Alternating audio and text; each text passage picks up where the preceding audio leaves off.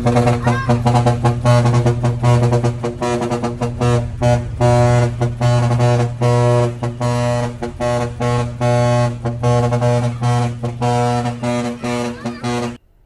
after 2 weeks nga ay nakabiyahe na kami ulit. Akala ko nga ay kakalawangin na yung truck sa garahe. Medyo matumal nga ang order ngayon kasi tag-ulan na. Kaya naman sa mga makakanood dito, baka naman orderan nyo na ako ngayon na.